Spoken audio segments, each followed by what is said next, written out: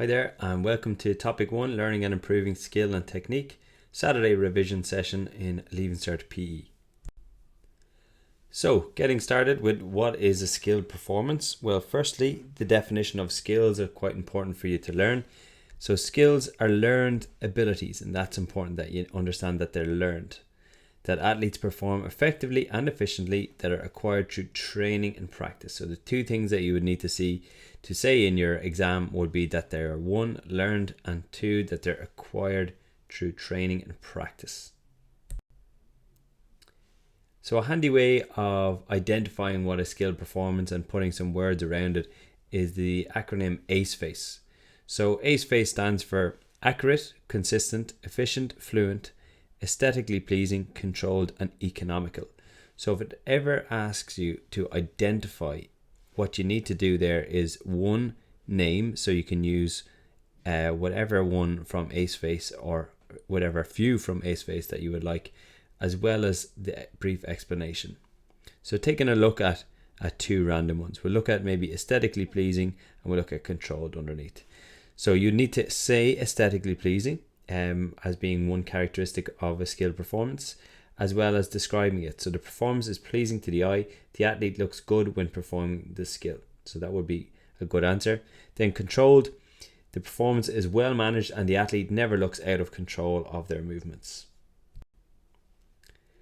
So defining skills then, so another difference between skills and ability is that the fact that skills can be placed on continua. And here we have the environmental influence continua. And looking at our diagram at the bottom, we have open skills on one end of the continua and closed skills on the other end of the continua. Sometimes skills could be somewhere in between here for sure, but the difference being between open skills and closed skills, well, let's take a look. So some performances and skills are influenced by stimuli surrounding the performer. These may include other performers, terrain or surface, weather and spectators. Other skills are not affected by the environment and are usually self-paced. To classify skills, it is necessary to put them on a continuum. The 2 opposite ends of the environmental continuum are open and closed. Open skills are hugely affected by outside factors like the ones mentioned above, whereas closed skills are started by the athlete. Okay, so some examples, an open skill would maybe a shot in football, because a defender may be coming close or at the time might be ticking and you have to take the shot. So you're not in real control of when you take a shot. Whereas close skill, an example here would be maybe a tennis serve. So the athlete is in control of when they start. The pacing continuum, quite similar. So we have self-paced skills and we have externally paced skills. So we have a self-paced skill is performed by the athlete in their own time, quite similar again. They decide when to start the skill. Usually closed skills are self-paced. So there you can see those 2 there. An externally paced skill is controlled by the environment surrounding the athlete. So last one, an easy one. So we have gross and fine. So gross skills over on the left would require large muscle groups. Okay, whereas fine skills over the other side would need smaller muscle groups and smaller movements. Okay, so a gross skill could be something like a deadlift, and a fine skill could be something as simple as sewing. Okay, using really small muscle groups there. So very often in Leaving Cert PE, you can be asked, what is the difference between skill and ability? So if that question comes up, you need to explain skill, which we looked at already. So what is a skill? And you also need to explain ability. So abilities are inherited from our parents. Abilities can be stable traits that determine a person's potential to learn new skills. And just to note, skills and personal quality, so having the ability to be motivated, driven, make it possible for an athlete to complete a task. Okay, so there's our main difference between skill and ability. The key word there, inherited from our parents. So the stages of learning a new skill, well, there's 3 of them, and they were designed by Fitz and Posner in 1969. And it describes how a beginner in a particular sport will learn a skill in 3 stages. So we have the first stage is the cognitive stage. Okay, cognitive is anything to do with the brain or thinking. A Associative is the longest of the three stages, and this is where most athletes will spend a lot of their time as they're learning the skill. Then we have autonomous stage. So key term within that you can see is the term auto or automatic. So looking at the cognitive stage first of all, well, cognitive refers to thinking, as we know, and during the cognitive stage of skill acquisition, a beginner athlete will think a lot about their movements. They will require repeated step-by-step instructions with lots of feedback and encouragement. So if you're ever asked about how would someone learn best in the cognitive stage, so learn a new skill in the cognitive stage, this slide will help you out. So during the cognitive stage, an athlete will learn best when the skill is demonstrated many times. So nobody picked up a skill having watched it just once. More than likely they've watched it in action over and over again. They're given time to practice and make mistakes, so that's needs to be facilitated and allowed. Re-demonstration from the coach occurs. There's not too much information overload. So here the coach on the right would be just using very simple cue words like head up, eyes on, breathe, relax, follow through. Just small little cues that will allow the athlete to pick up the skill as best as possible. In the associative stage, so from spending time in the cognitive stage, developing good movement patterns and gaining good feedback, the athlete will enter the associative stage of learning a new skill. So this is the longest stage, and the athlete will now reduce the number of errors and become more fluent. So listening to feedback provided from a coach is important here. So when designing a plan for someone who's in the associative stage, a coach must kind of keep in mind the following. So the athlete needs to be challenged. So moving on from the cognitive stage, challenge needs to be implemented. Detailed feedback with cues are provided. The athlete practicing their skill under a variety of situations. Okay, so maybe situations or scenarios are implemented into the training session. The skill is tested in competition. So the last two bullet points go hand in hand. So a variety of situations. Can the athlete execute the skill in practice as well as in competition? And then modeling and video analysis can be used to highlight some errors and room for improvement. The next stage is the autonomous stage. So during the autonomous stage, the athlete will display a high level of skill and perform them automatically. Less conscious attention is required, and as a result, larger amounts of information can be processed compared to other stages. So this can be good because if an athlete in a high level competition is thinking about where their arms should be in a tennis serve and where their feet should be, more than likely they're missing out on other bits of information that they need to know. Maybe they're about their opponent, maybe some strategies, maybe serve and rally, things like that they could be looking at. So during the autonomous stage, an athlete will learn best when they pay attention to the finer details of skills through video analysis, self-evaluation and mental preparation are used. Continuous practice of skills, avoiding regression, and you'll see that in interviews, especially after someone has came back from an injury.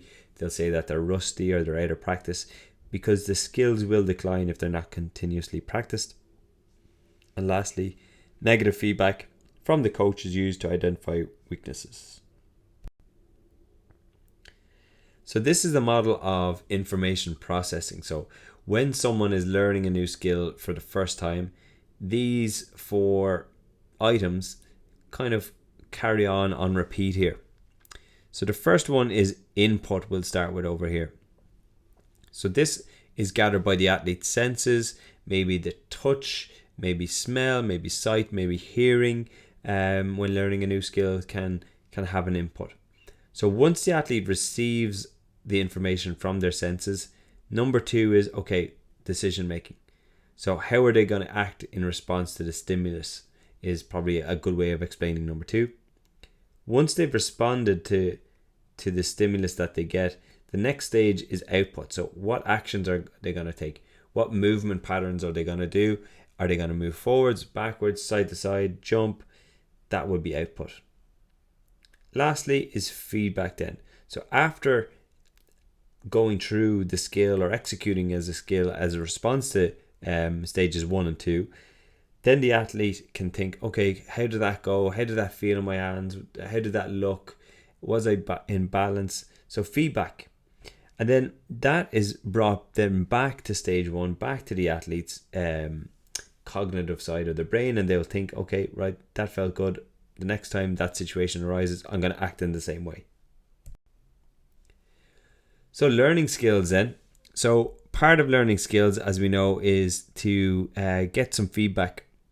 And that feedback might come from coaches, or it can be intrinsic as well.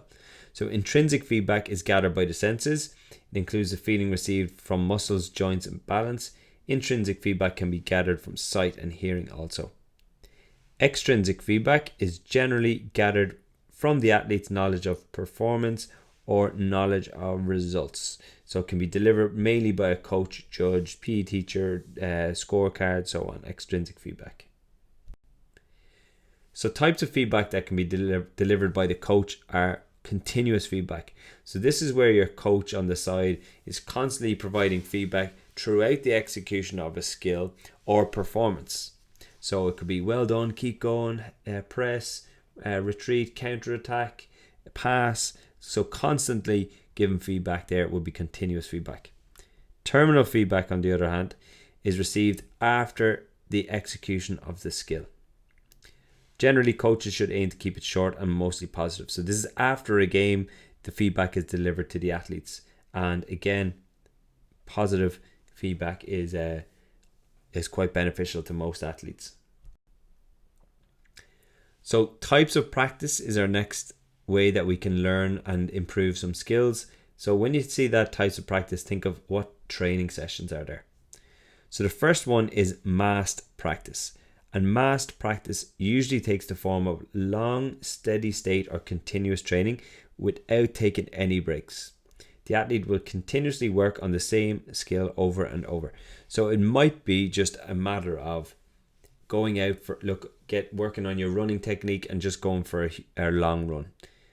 Okay, 40 to 60 minutes. That would be mass practice. Distributed practice occurs when the learning is broken up into smaller sections which are followed by rest or recovery period. So maybe in a team game, distributed practice might take the shape of a warm-up, then a drill to work on dribbling, then another drill to work on passing, maybe a break for water, then maybe a drill to work on shooting, a break, then maybe some actual gameplay practice and a break again, and so on. So that's distributed. It's broken up into smaller sections. Fixed practice suits some sports more than others.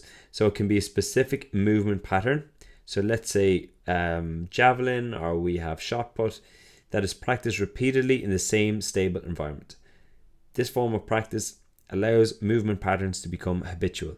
Maybe a free throw would also be a good example of someone who does fixed practice. They repeat it over and over again for a period of time to get something more habitual. Lastly, variable practice. So team sports will use this form of practice to work on the broad array of skills and situations that they face during competition, practice under different environments, allowing for decision making. So variable practice here, the coach will use scenarios a lot. So there they might say, okay, there's 2 minutes left on the clock and we're 3 points down. How are you going to react? Or maybe different weather conditions, different environments are used to practice so that the team feels that under a variety of different situations they can excel. Methods of practice is our next thing. So again, we're looking at a skill here. So hold practice is the first one. So this involves practicing the overall skill in its entirety from start to finish. Hold practice allows an athlete to get a feel for the skill and work on timings. It can be best used when a skill is difficult to break down into smaller sections. So an example of hold practice would be a snowboarder trying to do a 360. Very hard to break that skill down into smaller sections to practice on their own. So hold practice would suit a snowboarder there for that. Part practice is the next thing. So it involves an athlete working on a specific part of an overall skill in isolation. It can be beneficial in perfecting more complex skills. So an example there would be maybe the backswing in golf. So an athlete can repeatedly practice their backswing, maybe to get into certain positions that they like, that they're comparing to a model performer. They're just practicing the backswing. They're not hitting the ball. Okay, last one then, whole practice. So this involves the athlete working on a skill in its entirety first, followed by working on one specific part of the overall skill in order to perfect it before returning to the overall full skill to embed the learning. Okay, so an example there would be a tennis serve. So the athlete might practice the full serve first. After that, then they might just try and go to the ball toss. And then they go back into the full serve then yet again. Okay, so whole there. Principles of effective practice are used by coaches to make sure that their training sessions are spot on and trying to create a training program to develop the athlete's skills and keep everyone kind of sharp and stimulated the whole way. So the mnemonic here, VP Smarter, is a way that you can help remember these principles of effective practice. So a coach should make sure that their training sessions are varied, that it's not the same thing over and over again. They're using different training methods. Progressive is the next thing, so it involves continuous challenges. Specific, cater to the athlete's skill level and experience, so it should be specific to the sport. Measurable, so that an athlete can show improvements, that they can track their progress over time. The training session should be measurable. Achievable and realistic, quite similar, so balanced approach allowing for progression and challenge. Realistic must serve a purpose, replicate required movements. Timed, so the training session should be timed and be organized, and a certain amount of time applied for certain drills and games and training sessions, for example. Exciting, who wants to do a boring training session? And recorded, so a training log should be followed, allowing for improvements to be tracked. So some strategies that a coach might use are as follows. So we have a drill. So what is a drill then? So a drill in sports is a repetitive training practice that may or may not use equipment. A conditioned or modified game a coach could use. It's a game where the rules are altered to encourage the participants to act in a certain way. We have a pressurized situation in a match or training session is when a scenario occurs that requires the athlete to make a decision. So for this next section, we're going to have a look at biomechanics. We're going to have a look at movement, vectors and scalars. We're going to have a look at quality and effectiveness of movement also. So a key definition first. Well, firstly, biomechanics. So it's the study of the structure, function and motion of a living body. So we could be looking at the angles created. We could be looking at the anatomy. We could look at movement, all wrapped into the one term. So we have biomechanics, the study of structure, function and motion of a living body.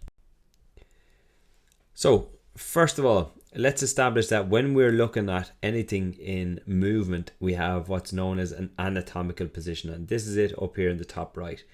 So we have the person here standing upright with their arms down by their sides, with their palms facing forwards, like so. So this is the starting point for any movement that we describe. Okay, so here we can see the sagittal plane is the first one. So this plane here you can see on the right, it divides the body into left and right sides. It cuts straight through the middle of the body from front to back. And any movement along that plane parallel to that requires flexion and extension occurs in the sagittal plane. Okay, so this could be forwards or backwards parallel to the plane, and again flexion and extension, so such as knee bending, so anything to do with running, lunges, bicep curl, tricep extension. All of those movements occur in the sagittal plane, and that is that one. Okay, so when we analyze the sagittal plane, it's best to do so from the side, so to look at the movement from that angle, from the left or the right. So frontal plane is the next thing. So we can see on the diagram up above, the frontal plane divides the body into front and back halves. So it cuts through from shoulder to shoulder, hip to hip, and so on. Okay, so Any lateral or sideways movements, so here would be abduction and adduction towards or away from the starting position, occur in the frontal plane. So we have cartwheels, jumping jacks. They are movements where the body moves kind of out and then back in towards the center. So they occur in the frontal plane. And when analysing the movements, it's best to stand in front.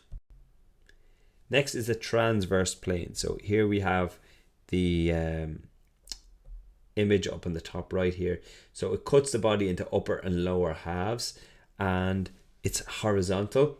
So any movements that require rotation, such as a pirouette or a spin in dance or gymnastics, they occur in the transverse plane. Another one could be, to some extent, the golf swing or a shot put or a javelin, require rotation. Now they are multi-planar, they do involve a few planes, but transverse plane would be one of the key ones there. Okay, when analysing a movement in the transverse plane, it's best to do so from at least 2 angles.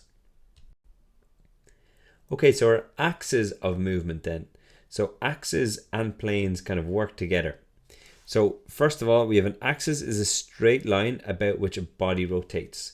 So if we look at these images on the right and we call this one number 1, well, we can see the axis cutting through the person, through their hips, kind of from one side to the other. And if we were to picture maybe a foosball player, so we have that bar going straight through the hips, and if we were to spin that bar, well, then the movement that the player would have would be kind of like a forwards or a backwards motion. It could even be a forward flip and a backwards flip, or a movement forward or backwards. If we were to look at number 2 then, so this is the sagittal axis. Number 1 is the frontal axis, and number 2 is we have sagittal. So this cuts the body straight from the front to the back, and if we were to rotate that bar that goes through the torso, we would have maybe a cartwheel type motion, so a sideways motion away from the center point. Okay, so one leg at a time could go to the side and backwards kind of thing, or one arm as well, or it could be the whole body like it does in a cartwheel. Next one is the vertical axis, so here at the bottom. So here we have the bar going straight up through the middle of the body from top to bottom. If we were to spin that bar, we get rotational or spinning motions. So going back over this slide again, we have the frontal axis, runs through the body from one side to another through the hips. Front flips occur in the frontal axis. Then we have sagittal axis. It runs through the body from the front to the back, through the abdomen to the middle back. Cartwheels use the sagittal axis. Vertical axis runs through the center of the body, through the entire length of the body, feet through spine to the head, and a pirouette or a spin occurs through the vertical axis. So taking a look at levers then next. So, well, what is a lever? A lever is a rigid body that rotates around a fulcrum. A lever is made of 3 parts. So the fulcrum, the effort, and the load. Okay, so in the diagram we can see the load here is the weight being lifted. We have the fulcrum is the middle point about which the lever rotates around. So this lever here can move this way or this way. If we were to extend those lines up, it would go in a circle around the fulcrum.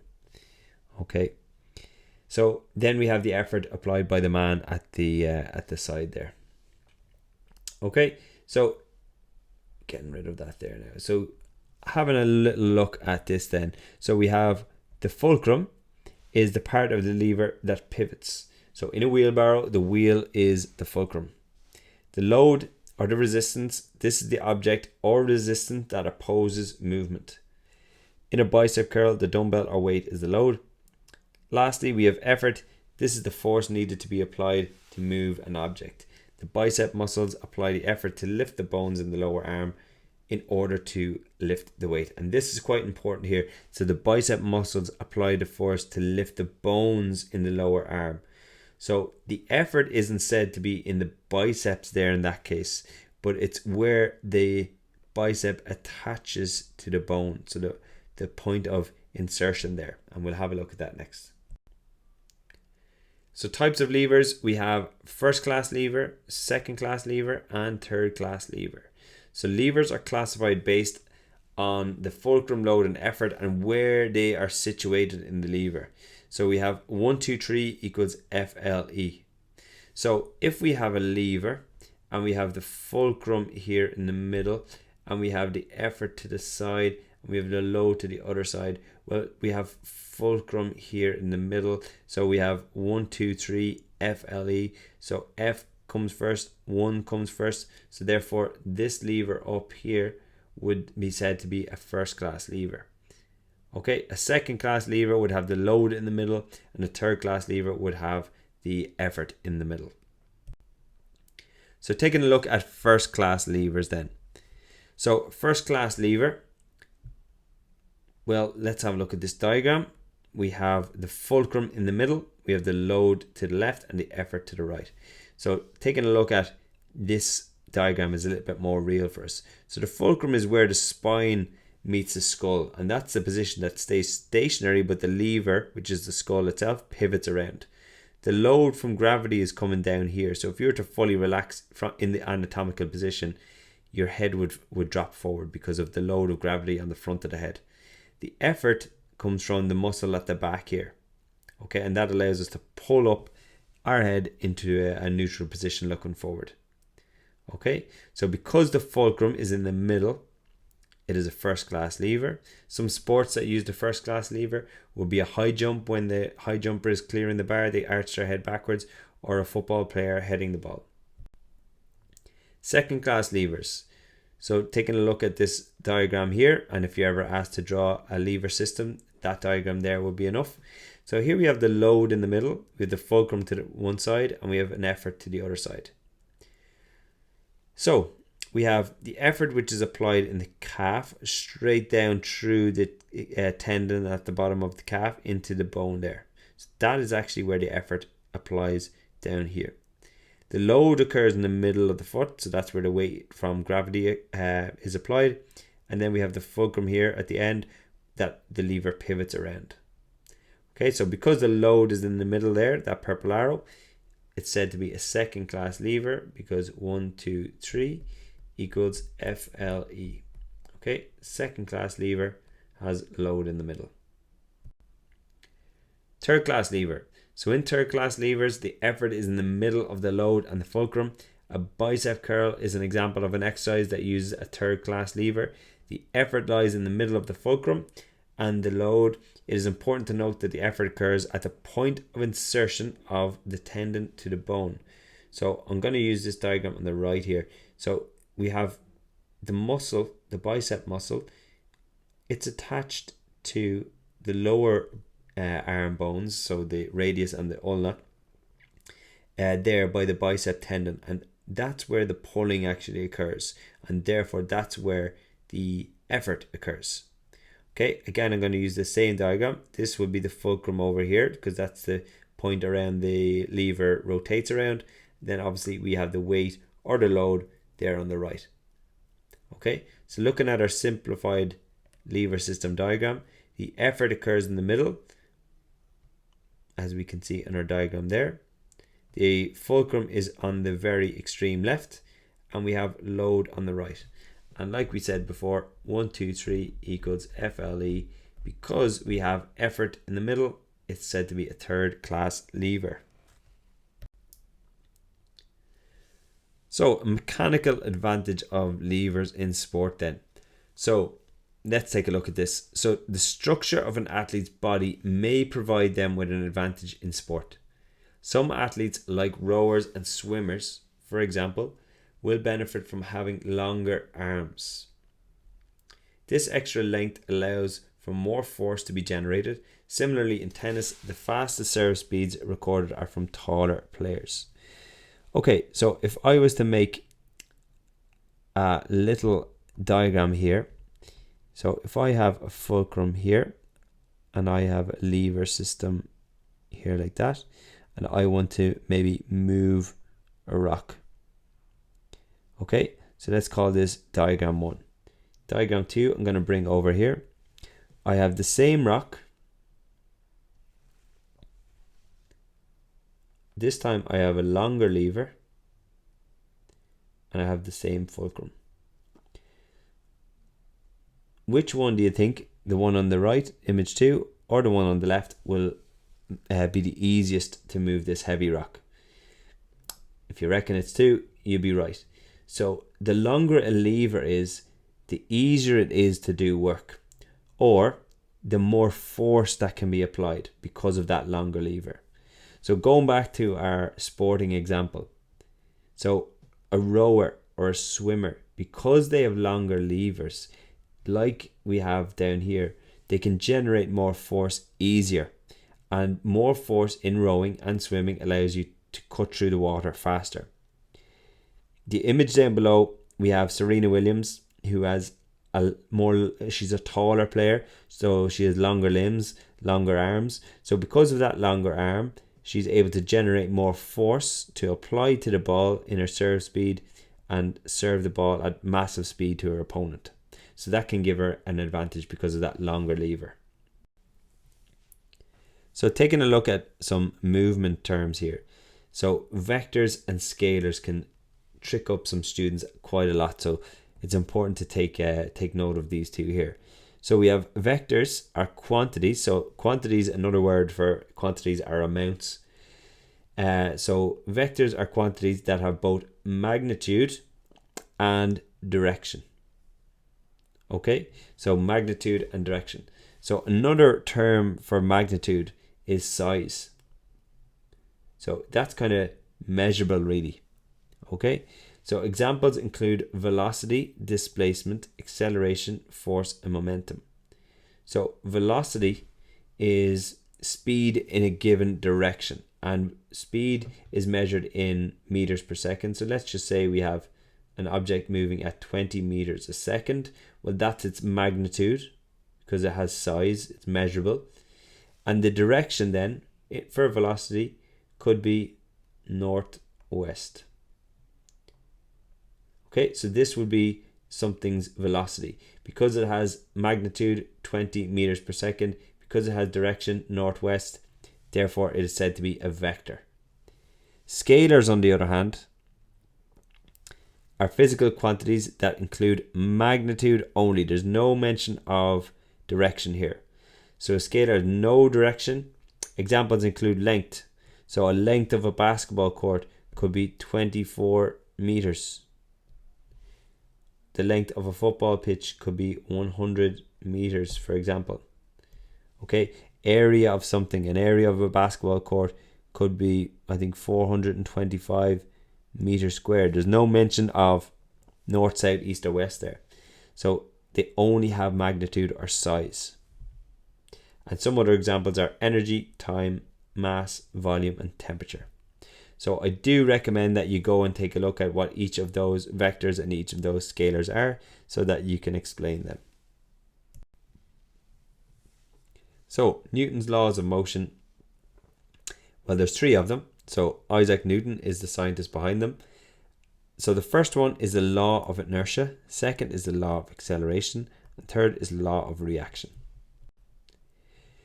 So taking a look at the law of inertia first of all. So Newton's first law states that objects that are stationary with balanced forces acting on them will stay at rest. Okay, so let's just pause there. So an object that is stationary, so it's not moving, with balanced forces acting on them will stay at rest. So taking the rowers at the bottom, let's say they're at the very start of the race, they haven't started yet.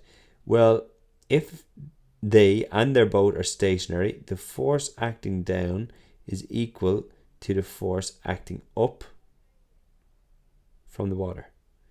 Also, the force from the right is equal to the force from the left. Therefore, they will stay the same. So if an object is stationary with balanced forces acting on them, they'll stay at rest. If the force was too much from gravity, well, then the boat would sink. Okay, so a moving object that has equal forces acting on it will stay in constant motion. So if there was no such thing as wind friction or gravity, then when Leona Maguire hits her ball here, the ball would just keep going forever. But because when the ball is hit, there is an opposition force or force opposing motion, friction, we have gravity, and therefore that ball will eventually hit the ground, be hit with more friction from the grass, and eventually stop. So examples of forces that act on people when they move are gravity and friction. Okay, so at the start of a rowing race, the boat is stationary. Okay, we'll just clear off some of our lines so we can read there. So the boat is stationary. The rower needs to generate enough force in the direction that they want to go in order to get the boat moving. This leads to unbalanced forces and therefore movement. So looking at these rowers here again. So they want to go this way. But at the start of the race, the forces are equal. So they need to create a situation where there's more force, so unbalanced force going in the direction that they would like than the other way. Okay, and that will lead to movement. Okay, the next law from Newton's laws of motion is the law of acceleration. So Newton's second law of motion outlines how an object with a mass that is accelerating is proportional to the resultant forces acting on it. Okay, we'll pause there. So anything with mass, so here it could be a tennis ball, a golf ball, a frisbee, a javelin, a shot put. If it's getting faster, so from a stationary position to moving, well, it is accelerated there. Well, that acceleration is proportional to the resultant forces acting on it. So another kind of way of thinking about the resultant forces is, well, the applied force. So what force was applied on the object that has mass? If it was a huge force, well, then the acceleration is going to be huge. If it's a tiny amount of force, well, the acceleration will only be small too. Okay, so think about maybe a golfer who has a ball on the tee and they really have a high swing speed and they smash the ball as fast as they can. Well, then the ball is more than likely going to go quite far compared to someone who doesn't have quite a high swing speed and they hit the ball a bit softer. Well, then the acceleration will be proportional to that softer hit. So the formula below provides us with a way to calculate the acceleration of an object. Force is equal to mass times acceleration. Okay, so here we can see a slide where the person here is applying a force this way and it's equal in amount, really. Okay, so that force is equal to the acceleration. We have an object of mass in the middle. So more force over here will mean more acceleration. Okay, Newton's third law of motion, which is the law of reaction. So Newton's third law of motion states that for every action there is an equal but opposite reaction. So an example of this was bouncing a tennis ball before a serve. When you throw the ball harder into the ground, equal forces are applied upwards from the ground, causing it to bounce upwards with more force than if you let the ball drop initially. Similarly, in kayaking, a kayaker puts the paddle into the water ahead of them and drags backwards. This leads to an equal but opposite reaction. So the kayaker down here drags the water backwards, but they get pushed forwards, equal but opposite. Okay, and lastly is an example of our swimmer here. The more they push against the wall, the more force they'll get going in the direction that they would like. So equal but opposite. Okay, so today we had a look at characteristics of a skilled performance. We also looked at the difference between skill and ability. We looked at categorizing skills. We looked at stages of learning a new skill. We looked at how skills are learned effectively. We looked at how to design practice schedules, so types of training, incorporating principles of effective practices and a variety of practice methods. And lastly, we looked at how to analyze things in a biomechanical way using planes and axes and levers. We looked at vectors and scalars and Newton's laws of motion, and we looked at the economy of movement. So by moving in a proper way, you can maximize the amount of effort there. Okay, so again, the mechanical advantage of levers would be an example of one there. Okay, thank you very much for watching. Take care.